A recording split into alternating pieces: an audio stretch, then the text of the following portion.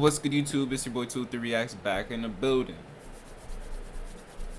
Feel me? And today, y'all, we finna be reacting to the worst XXL freshman of all time, bruh. Freshman list. Feel me? This guy forgot that, but yeah. Worst XXL freshman list of all time, bruh. Feel me? Now, I just want to talk about this real quick, right?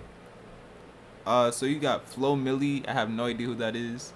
Coi Leray, right? Feel me? She been doing her thing this year, bruh. She deserves to be on the list. Then we got 2C. He's been doing his thing this year. Deserves it. Pusha deserves it. Feel me? Nigga,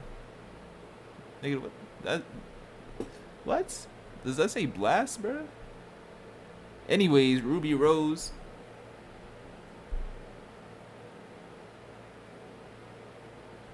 XXL, feel me? At this point, word. I'll talk about it. Hold on. 42 Doug deserves it. Feel me? He been doing his thing. DDG. Now you could say he's a YouTuber, yada yada yada. But at the end of the day, he been doing his thing, bro. Let's be real. Feel me? Throw that YouTube thing out the window, bro. Let's be real. He been doing his thing, bro. I know y'all like his music. Lakia. Ian Dior, he been doing his thing. And then Moray, bro. He got one song. Like, I would have understood if he made it in the 2022 class, bro. But like, anyways, bro. So yeah, word. But I really want to talk about Ruby Rose though. Like, how? At this point, I just feel like XXL is not doing it for the artist standpoint. They're doing it to basically just to get attention, bro. At this point, that's all they're doing it for. Cause I remember back then they do like J. Cole. J. Cole was on this list, bro. Who else? Kevin Gates was on this list. People like that. Lil Bibby. Yeah, word. People like that, bro. You get the point. Travis Scott was even on this list at one point, and now you just see it, and you just like, bro, you just see a bunch of TikTok heads. Tragic. And then Ruby Rose, bro. Feel me? She didn't pass around the whole industry, and now she's on the list. That don't make. Come on, bro. What's poppin', y'all? I Anyways, randomly hop on Twitter after 2 days and see that the XXL freshman list for 2021 has come out. XXL's coming off from a very solid 2020 list. Some of the people didn't even make it into 2021, like Lil Keaton Cowboy, but everyone else really elevated themselves. You know, names like Polo G, Annalie Choppa, Lil TJ, Jack Harlow, Rod Wave, 24K Golden, and even Mulatto, I would say, has gotten bigger. But in 2021, I had to read the list twice, and we'll start off with what I had to say about the most absurd choice for this list. You can follow me on Twitter so you don't miss out. But immediately after I saw the list, I tweeted out Ruby Rose on the XXL list. I mean, you might as well just throw the whole thing in the trash. Word. And I mean this wholeheartedly. And it's not even an exaggeration. Not to say she's a bad person or anything, but like, come on, bro. Her music is trash. Let's be real. And on top of that, actually, I never even heard it. I heard one song and it was trash. But for me, aside from that though, like, they just looking at numbers, bro. They don't listen to the actual music. Whatever. They just. I would ask y'all to name one Ruby Rose song, but that would be too much because the majority of y'all, including me, had no idea she even made music. And let's keep it a buck here. At least when 6ix9ine was going around telling people to name 3 Vic Mensa songs, people actually knew Vic Mensa made music. They just weren't familiar with his music, which he has some great music from back in the days when he was first blowing up. But back to Ruby Rose. This was arguably the worst pick for a freshman of all time. I'm putting that out there right now. With all due disrespect, Ruby Rose has been nothing more than a groupie. She's been chasing Travis Scott for many years. I'm not trying to get anyone in trouble here. She was with You're not getting nobody in trouble, bro. Connor, then worked her way to Playboy Cardi, then whoever the hell else. She's known for being in music videos, being an IG thought, and yes, sir. She was on the Migos, feel me? Bad and bougie. Ran through by rappers. Looking good. At least Cardi B had a personality and you could tell she made music. Ruby Rose has none. And yes, I'm going to be ignorant. But Cardi B, feel me? It's different. Like, she wasn't being tossed around the whole industry, bro. I'm not going to even bother looking up her trash music. She's known for music video appearances, which is the only thing I can give her some sort of credit for. as difficult as it is to just stand there in a music video like a mannequin. But most recently, just known for slurping up Lil TJ and crying about him not caring about her as he shouldn't. She's only good for one thing, and that ain't music, I can promise you that. Bro, this nigga's on her head top, bro. Chill. 0 hits, 0 fans, 0 recognizable songs, and lastly, 0 talent. She has a much better chance at OnlyFans. I know some of you are thinking the same thought that I had, which is, who did Ruby Rose hang out with who works at XXL to get her on the list? But that's most likely not a possibility since the head of it is a woman named Vanessa Satin. Now on to the next one, which is DDG, and maybe he had to pull some strings to get Ruby Rose on there since he was or is dating her. Not entirely sure whether he is or not. That's his. I could just imagine myself in that where that's gonna happen one day. Business if he wants to make stupid decisions. Just have a bunch but this is a deserved spot. Or just, not only did you just gonna see a bunch of phones, and you're just gonna see my stock portfolio open. Feel me?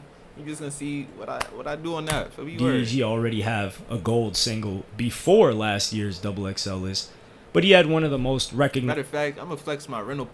Feel me? When I start getting a real estate, bro, I'm gonna flex my real estate property. Recognizable songs of this year and the end of last year with Moonwalkin' with Blueface.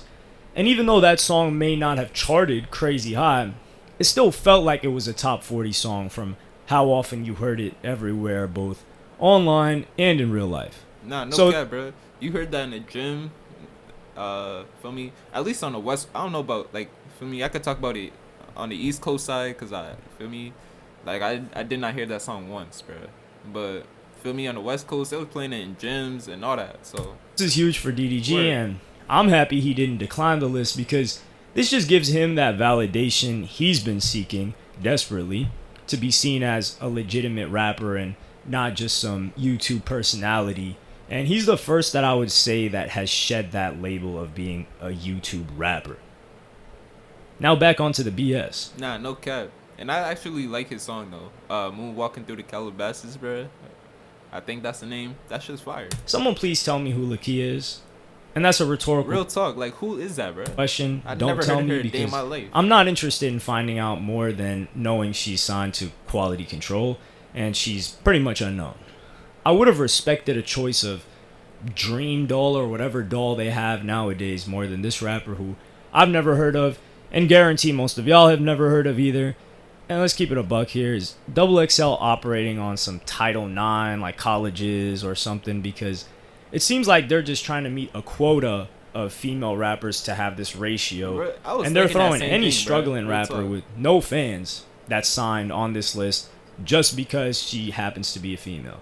And that takes away from the validity of this list, which was just slowly being recovered from 2019 and 2020, where I think they did a really solid. Stop taking your generic multivitamin. I'm gonna fill you in on a little not so secret secret. Most multivitamins just solid job. Coi Leray, now, this is a female rapper that I can get behind her being on this list. Can I get behind her music being played within 50 feet of me? Absolutely not. But this nigga's a hater. However, she has had a song chart fairly well. She has had her sounds go viral on social media. She's constantly talked about whether it is positive or negative. And I don't feel like anybody who's even remotely in tune with what's going on in rap is going to say who to Coi Leray. I personally think that people give her too much of a hard time and discredit her accomplishments by trying to say it's because of her father when he was more likely a hindrance than a help to her career. But that's for a different topic for a different day I'm working on. Congrats to Coi Leray though. I think she deserves it. Ian Dior, I'm going to say it is one of the more questionable picks for this year.